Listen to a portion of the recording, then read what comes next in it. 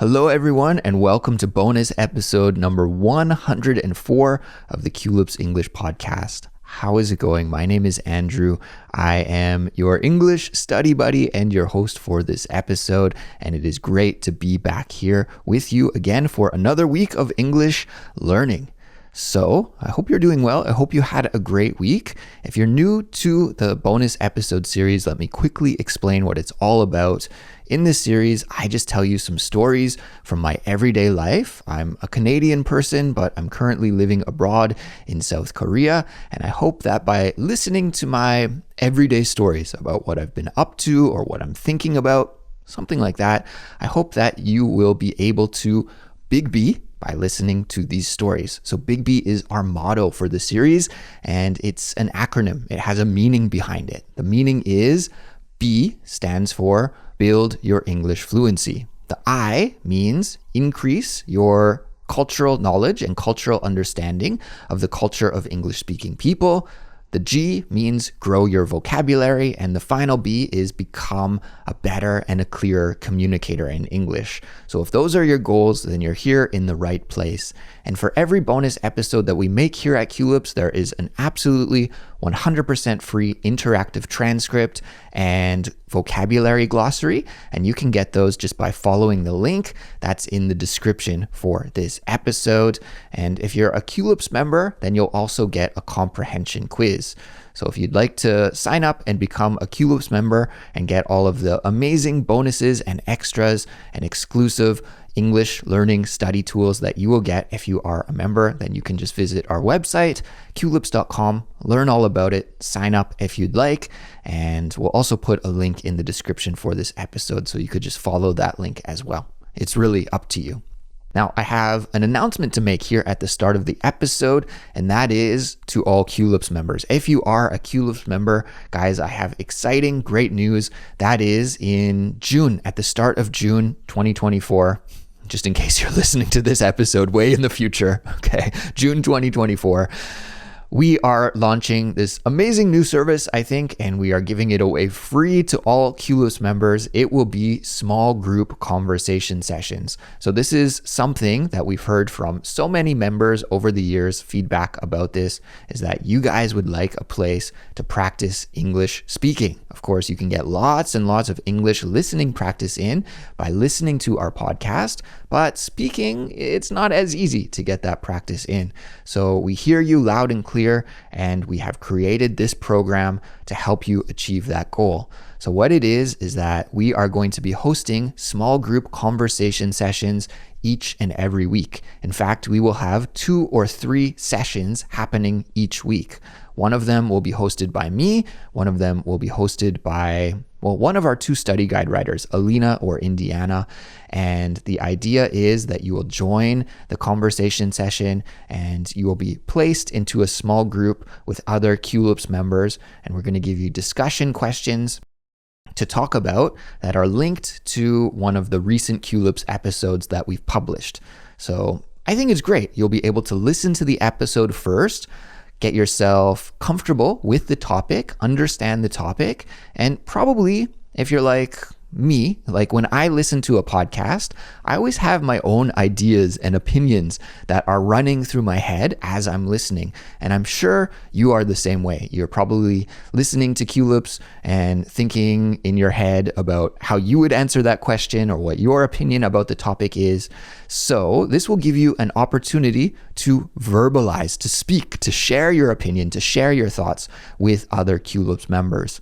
So the classes will be happening on Zoom. Okay, that is the way that people from around the world can easily meet at the same time in the same place. So they'll be happening on Zoom, and there will be different times for different people from around the world. So I think Indiana, she is based out of the eastern part of the United States. She'll be doing them in the evening, her time. Alina will be doing them in the evening, her time, and she lives in Ireland. So she is in the Irish time zone. Of course, I'm based out of Seoul. I'll be doing them in the evening, my time. So it really depends like where you live in the world, where you're located. But Culips members can just log on to the Culips.com website, go to the member dashboard and you'll be able to see a schedule there. And also there's a time zone chooser. So you should select your time zone and you'll be able to see the classes when they will be happening in your local time zone. So I think this is awesome. It's kind of an organized way to practice speaking English and to practice talking about in more detail what you listen to on Culips. So if you're a Culips member already, like I said, guys, these are free for you, and we hope that you will take advantage of them and that this will be a really popular program going into the future. And if you're not a Culips member yet, you can sign up now, and then you will be able to join as many of these sessions as you would like. Really, for now, we're having no limits for the start. You can just take as many of the sessions as you would like to. So if you would like to become a member and join us for these small group conversation sessions, then yeah, you know what to do. Visit our website, culips.com, and you can sign up and become a member today. Okay, let's get started with my main story for this week. In fact, it's a little bit of a follow-up from last week's episode, because in last week's episode, which was called Wild May, if you haven't heard that episode yet, check it out. It's an interesting one. But in that episode, I was just talking about all of the things that I've been up to in this month of May. And I'm recording right now at the very, very end of May. Probably by the time you are listening to this episode, May will be completely finished and over. But I did write some things in my notebook in preparation for last week's episode that I just didn't have time to talk about. So I'm going to talk about two things that were remaining in my notebook that I didn't have time to talk about last week, but finally I do have some time here today to talk about. So that's what I'm going to do. So the first thing that I wrote in my notebook, and guys, I have to say, both of these things are about sports. So I hope that's all right with you, but I'll try not to make it too focused on sports and just more of an interesting story to listen to. So two sports stories for you. The first one, as I was saying, is ice hockey. Ice hockey. I wrote down ice hockey in my notebook. And the reason that I wanted to talk to you about ice hockey is it is my favorite sport. I love watching ice hockey as a good Canadian guy.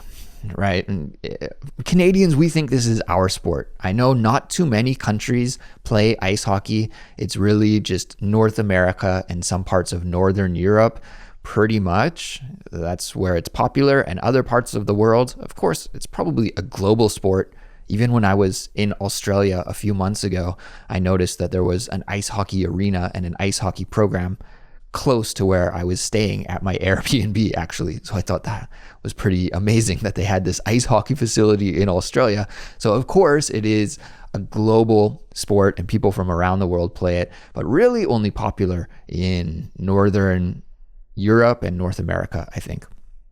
So my favorite sport. I love watching it. It's very exciting. It's a very fast-paced game. It's brutal. It's physical. And yeah, there's so many things I like about ice hockey. If you're a longtime listener of Culips, then you'll know that my favorite ice hockey team is the Vancouver Canucks. The Vancouver Canucks are the team that is located closest to my hometown in Kelowna, British Columbia. They're also in my home province of British Columbia, Vancouver, BC, Kelowna, BC. So I guess just naturally because of geography, I came to love this team, and I've been a fan ever since I was a little elementary school kid, ever since I can remember. However, there were some years in the middle from about high school until I finished university where I didn't really care too much about the Canucks at all because I was more interested in music and focused on music. And at that time, I thought sports were rather silly and stupid. So I gave up on the team for a while. And now I've come full circle. To come full circle means to like something or to do something and then not do it and then return to it again. So you've kind of completed a full 360-degree rotation. So I guess I've come full circle. I started liking the Canucks a lot when I was a kid. Then I didn't like them so much when I was university age. And then now that I'm an adult, I'm back on Team Canucks and I'm a big fan. So I've gone full circle. And I guess maybe I've grown a little bit because now I enjoy sports and I still enjoy music. When I was younger, I was like only into music and I thought sports were stupid. So anyways, Vancouver Canucks. The reason that I wrote them down in my notebook is that the National Hockey League, the NHL, is currently doing their playoff series right now.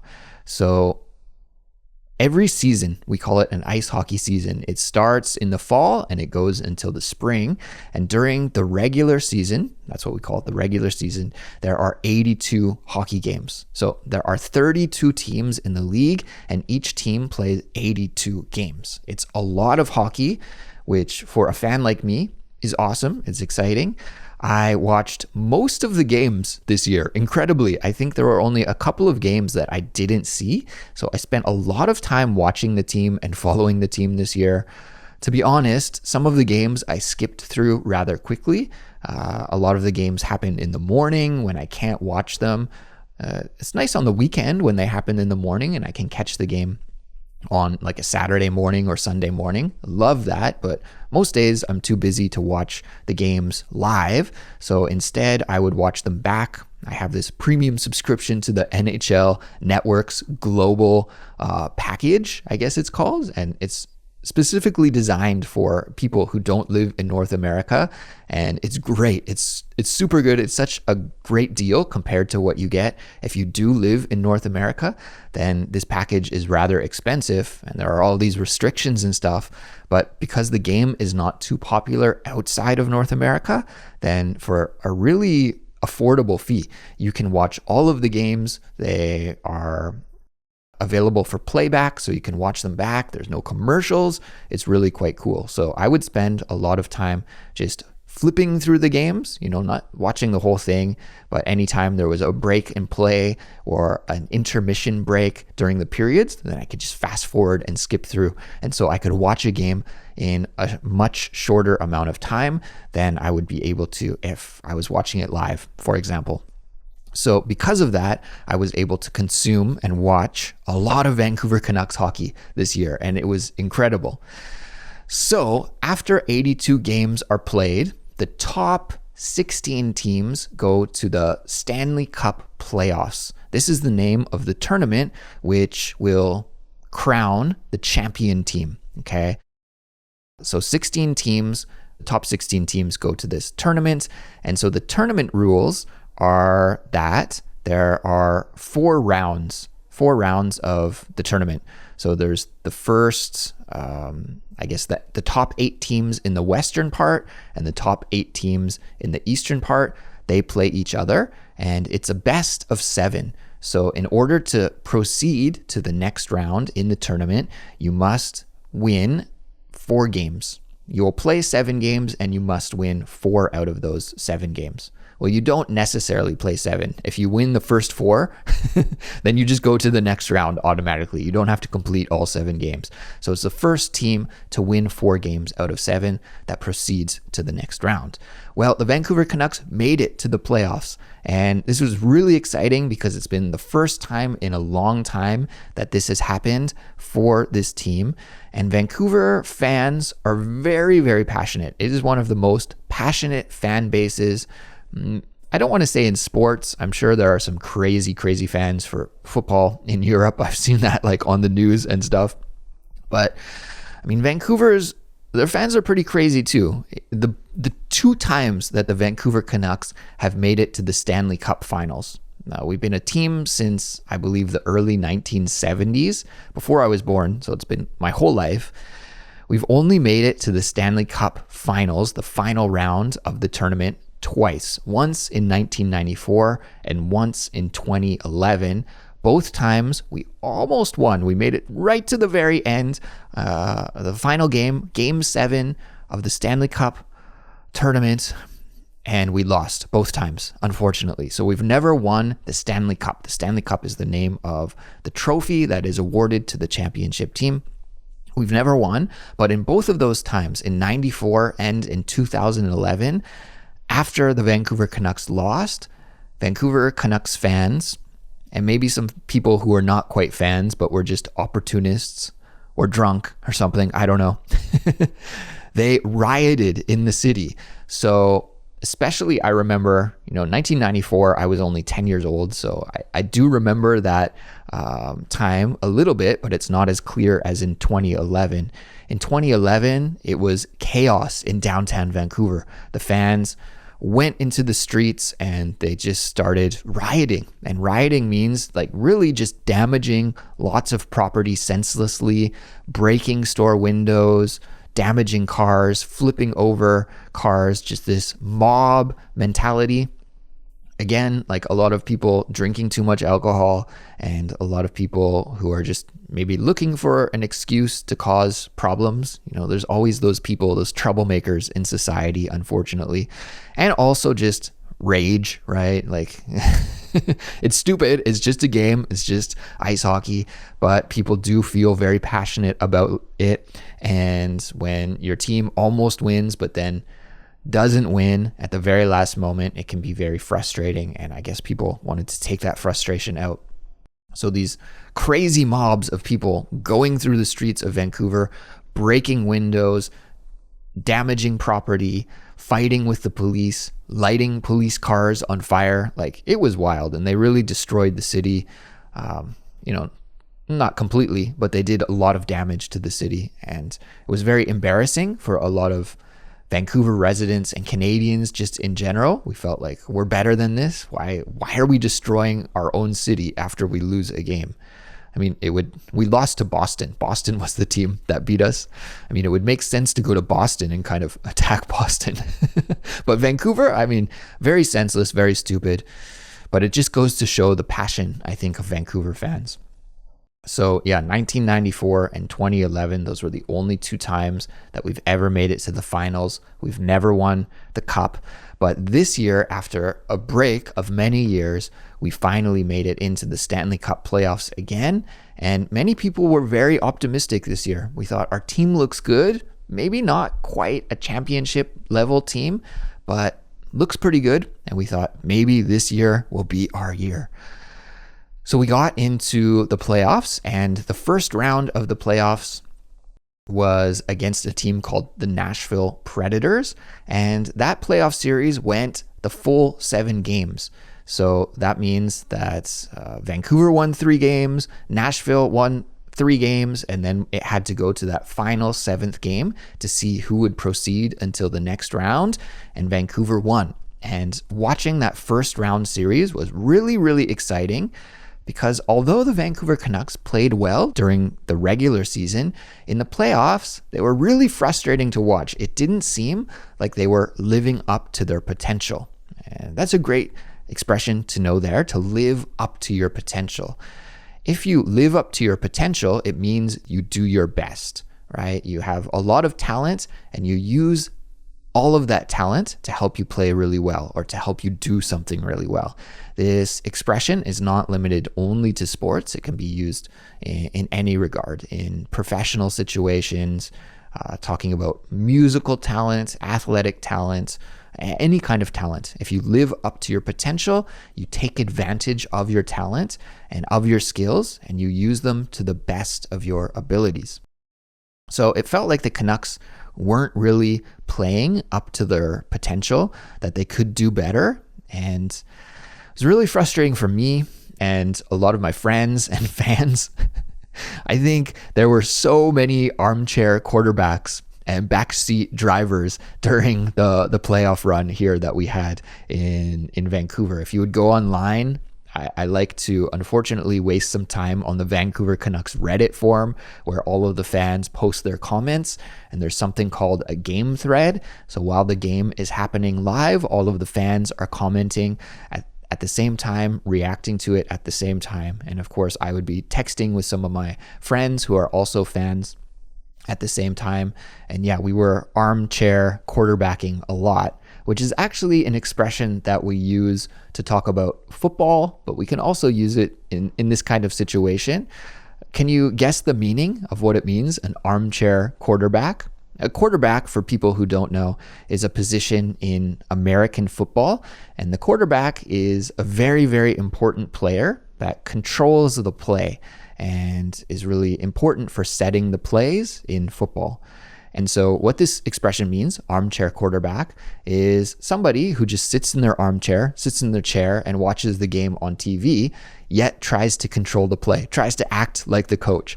And so, of course, when you're watching the game on TV, you can't kind of help but be like, if I were the coach, I would do this or I would do that.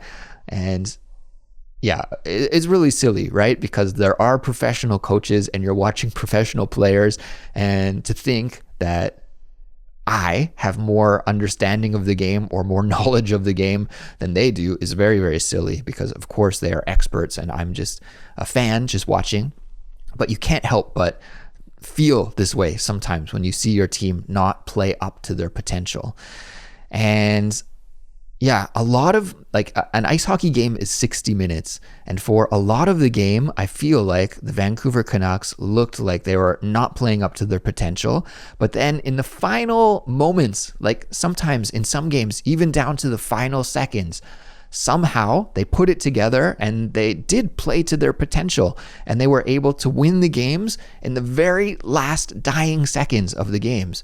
And so this made for some extremely exciting hockey, and it also made it so that you couldn't give up on the game. Even if the team fell behind at the start of the game, it meant that you had to watch to the end, because like a few times, literally in the last minute or last 2 minutes of the game, they were able to win the game right at the end, despite the fact that they were losing for the first 56 minutes of the game or something like that. So it's frustrating to watch for most of the time, but also super exciting to watch when they came back and won right at the very end. Nothing really like it. I think in my life, there's nothing as thrilling as that feeling of Stanley Cup playoff ice hockey when your team is down and then they come back and they win at the very end of the game. So thrilling. It's so thrilling. I think I haven't felt a thrill like that in such a long time. So it was super fun to watch. And my wife was laughing at me because some of the games that would happen like on Sunday morning is a popular time for an ice hockey game to happen here in Korea, because in North America, Saturday night hockey is really popular. So I'd watch the games on Sunday morning. Sometimes they'd be quite early in the morning, like 7 a.m. or 8 a.m. And when Vancouver would do one of these comeback wins, I'd be cheering and clapping and screaming, yeah, like I just couldn't believe it. I couldn't contain my excitement. And so I think I was maybe the only person in my neighborhood, or maybe the only person in Seoul, who knows, that was cheering like this. Sometimes if there's a big soccer game happening in Korea, or maybe an Olympic event, some kind of big international sporting event that's really, really popular, and all Korean people, or most Korean people, will be tuned in watching it, anybody who can. Sometimes if this happens, when a goal is scored, it's usually like soccer, but it could be baseball or some other sport. But we'll take soccer for an example. If it's like the World Cup or the Olympics or some big international tournament, and Team Korea is playing an exciting game, if a goal scores, you can hear many people cheer all at the same time, because people live closer together here than they do in other countries. A lot of people living in apartments, and the density of Seoul is so tightly packed that you can hear people cheer. I remember, I guess it was maybe the last Olympics or the last World Cup. I can't remember, but a recent international tournament, this happened, and that was, I was watching, and it was like 0-0 or something like this. I think maybe, did I tell this story on Culips? I can't remember. But at that time, we had our dog, Pinky. Rest in peace, Pinky. We miss you. I had Pinky, and I had to take him out to go to the bathroom to go for a pee. So I took Pinky out, and while I was out walking the dog, I heard the whole neighborhood come alive, like, wow, everybody screaming and cheering. And I knew at that moment that Korea had scored a goal. And I went back, and yes, indeed, they had scored the goal. And you could just hear the roar of all of the fans watching the game at the same time. So that's really cool.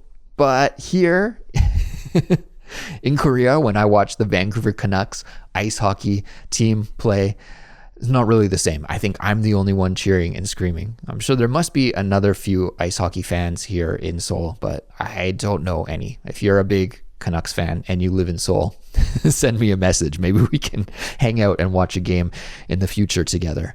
But it will have to be in the future because the Vancouver Canucks have been eliminated from the ice hockey tournament, from the Stanley Cup playoffs, which is unfortunate. We did make it to the second round. We did defeat Nashville.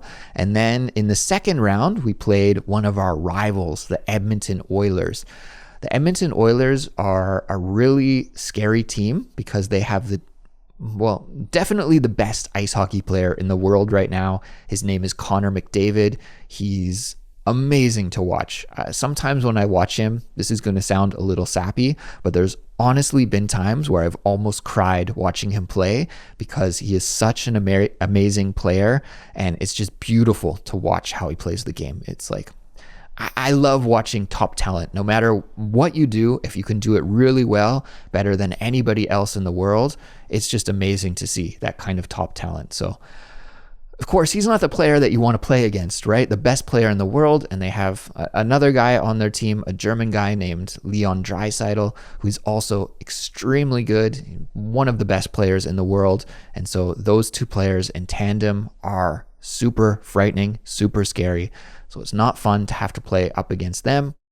Vancouver Canucks, somehow, I think they were a little outmatched in this series, but somehow they managed to take it to 7 games, take it all the way to the very final moment, but they just seemed to run out of steam and run out of energy, and Edmonton was able to defeat them in the 7th game to go to the Western Finals, the Western Conference Finals. So that was very sad for all Canucks fans, but at the end of the day, I think this team overperformed what we were expecting them to. At the start of the season, we thought this team is not going to be very good, but then they really surprised a lot of people, and we thought for a moment there in the middle of the season, we were like the number 1 team in the whole league, and at that point, some of us thought, well, maybe they will win. Maybe this year will be their year. But in the end, the team maybe overperformed a little bit in the regular season and then ran out of steam, ran out of gas, ran out of energy. Those are all expressions that we use to talk about petering out of energy or petering out of steam. So in the end, they just didn't have what it takes, and they were eliminated in Game 7 in Round 2 by the Edmonton Oilers. So everyone, that is what I've been up to over the last, May is watching hockey. And really, I'm really thankful to the Vancouver Canucks for giving me this awesome entertainment, the highs and lows of being a Vancouver Canucks fan. I tell you, there's nothing like it. And really, I'm thankful for the team because they gave me this entertainment all the way until May. Usually with Vancouver Canucks, when it's April, it's time to turn off the hockey because the season is over, but they gave me entertainment all the way until the end of May, so I'm thankful to them for that. But I'm also thankful that they are eliminated now because watching hockey took up a lot of my free time, and now that I have a little more free time, I can dedicate it to doing things like studying Korean, which I'm excited to jump into. For whatever reason, I seem to give up my Korean in favor of watching ice hockey. So that'll change now. Now ice hockey is done. I'll keep my eye on who wins the Stanley Cup championship, but I'm not going to dedicate myself to watching every game. So Korean study coming on full ahead here for the summer and into the fall until the next season. I don't know. We'll see what happens next year. Anyways, everyone, I think we'll wrap things up here. Originally, I was going to tell you 2 stories, but I've rambled on and on and on, and we're already over the 30-minute mark. So I think that's a good cue for me to wrap up and to take off. So I hope you enjoyed this episode. Even if you're not a hockey fan, I hope you found it entertaining and educational. Thank you, as always, for listening. Don't forget about the interactive transcript and vocabulary glossary. And if you're a Culips member, you can also get the comprehension quiz, and that will be in the ad-free version of this episode on our website for members. And also, we'll put it in the member-only area of our Discord community as well. Now, I almost forgot again. I forgot last week and I almost forgot right now, but I just remembered that I need to give you a completion code for this episode. So for the completion code, let's go with one of the idioms that we learned in this episode. And that is armchair quarterback, armchair quarterback, armchair quarterback. So can you try and use this idiomatic expression, armchair quarterback, in an example sentence? Or if you can't think of an example, you can just leave the completion code, armchair quarterback. That's fine too. Whatever you prefer, okay? But what you have to do is you have to leave a comment either on our Instagram page or our Discord community, or if you're watching this on YouTube, you can leave it in the YouTube comments, armchair quarterback. And what that will do is it will signal to me and signal to our entire Culips community that you studied all the way to the end of this episode. You did it. You dedicated yourself to learning English today, and you made it all the way to the end. So you have some homework, okay? You know what you need to do. You need to leave a comment with the completion code. So good luck, and I will be waiting to see what you guys come up with your completion code, example sentences, and comments. Well, everyone, that brings us to the end. Great job, as always. Thank you for completing an English study session with me today. Pat yourself on the back. Nice work. Take care and have a great week ahead. I'll be back with another brand new Culips episode a little later in the week. Until then, bye-bye.